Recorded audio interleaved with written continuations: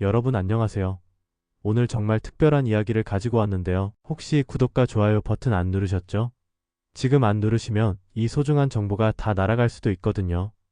얼른 구독 버튼과 좋아요, 알림 설정까지 눌러주세요. 자, 그럼 이제 본격적인 이야기를 시작해 볼게요.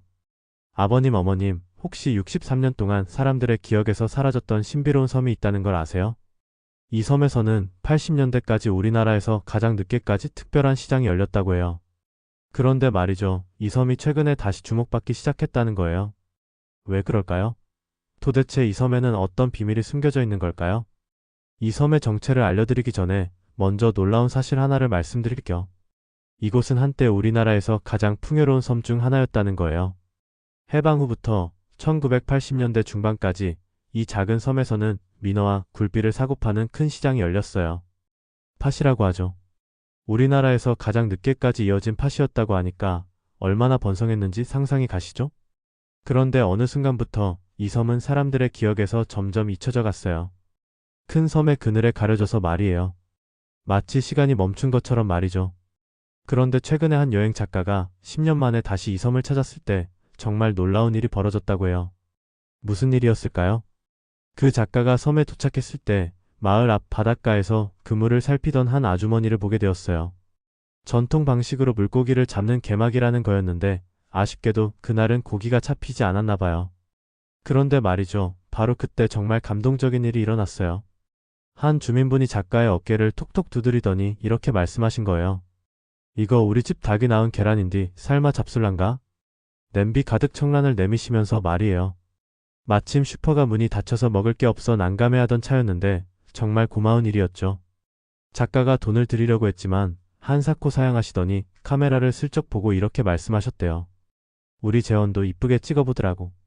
아, 바로 이 순간 이 섬의 정체가 드러났네요. 바로 재원도예요. 재원도는 전라남도 신안군에 있는 작은 섬이에요. 임자도 뒤편에 숨어있는 섬이라고 보시면 되는데요. 2021년에 임자도가 육지와 다리로 연결되면서 배를 타야만 갈 수 있는 첫 번째 섬이 되었어요. 아버님, 어머님께서 그럼 가기 어렵겠네라고 생각하실 수도 있는데 사실은 그렇지 않아요. 임자도까지는 차로 갈 수 있고 거기서 목성까지 이동한 후 배를 타면 단 10분이면 도착할 수 있거든요. 다만 지도 점암 선착장에서 출발하는 배는 1시간 정도 걸리는데 이것도 섬 사람들을 배려한 운항이라고 해요. 하루에 2번 배가 다니고 있어서 당일치기나 1박 2일 여행 모두 가능해요. 섬은 작지만 약 100여 명의 주민분들이 정겹게 살아가고 계세요. 정말 정겨운 모습이죠. 제원도에서 가장 특별한 곳을 소개해드릴게요. 바로 예미해변이라는 곳인데요. 이곳은 정말 숨겨진 보석 같은 곳이에요. 마을에서 약 4km 정도 걸어가면 나오는 해변인데 썰물 때는 무려 400m까지 백사장이 드러난다고 해요.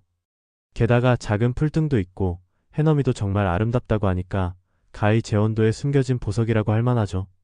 그런데 여기서 중요한 건 몸이 괜찮으시면 걸어서 가실 수도 있다는 거예요. 섬 허리를 따라 걷는 길이 있는데 바다와 숲이 번갈아 나타나면서 정말 아름다운 풍경을 보여준다고 해요. 차량 통행도 거의 없어서 한적하기 이를 데 없고요. 최근에는 순환임도가 생겨서 차량으로도 섬을 한 바퀴 돌 수 있게 되었어요. 약 8km 정도의 둘레길인데 아직은 많이 알려지지 않았지만 정말 명품 코스가 될 것 같아요. 아버님, 어머님께서 제원도 여행을 계획하신다면 몇 가지 알아두시면 좋을 정보들을 말씀드릴게요. 먼저 숙박시설이에요. 섬에 민박도 있지만 평일에는 운영하지 않을 수도 있어요. 그래서 미리 연락해보시고 가시는 게 좋겠어요. 아니면 당일치기로 다녀오시는 것도 좋은 방법이죠. 음식 같은 경우에는 슈퍼가 하나 있긴 한데 문이 닫혀 있을 때가 많아요. 그래서 기본적인 먹거리는 미리 준비해서 가시는 게 좋겠어요. 물론 현지 주민분들의 따뜻한 인심을 만날 수도 있지만 그걸 기대하고 가시면 안 되겠죠? 신발은 편한 운동화나 등산화를 신고 가세요. 해변도 가실 거면 샌들도 하나 챙겨 가시고요. 그리고 제원도에는 당숲이라는 곳도 있어요. 팽나무 2그루가 날씬하게 서 있는 모습이 운치 있다고 해요. 예전에는 나무가 더 많았는데 지금은 2-3그루 정도만 남아 있어서 더욱 단촐한 아름다움을 보여준다고 하네요. 제원도 가는 방법을 자세히 알려드릴게요. 먼저 지도나 임자도까지 가셔야 해요. 지도 점암 선착장에서 출발하는 배도 있고 임자도 진리나 목섬에서 출발하는 배도 있어요. 하루에 2번 운항하니까 시간표는 미리 확인해 보시는 게 좋겠어요. 만약 차를 가지고 가신다면 임자도까지는 차로 갈 수 있어요. 2021년에 다리가 놓여서 정말 편해졌거든요. 그리고 임자도에서 목성까지는 차로 이동한 후 거기서 배를 타시면 돼요.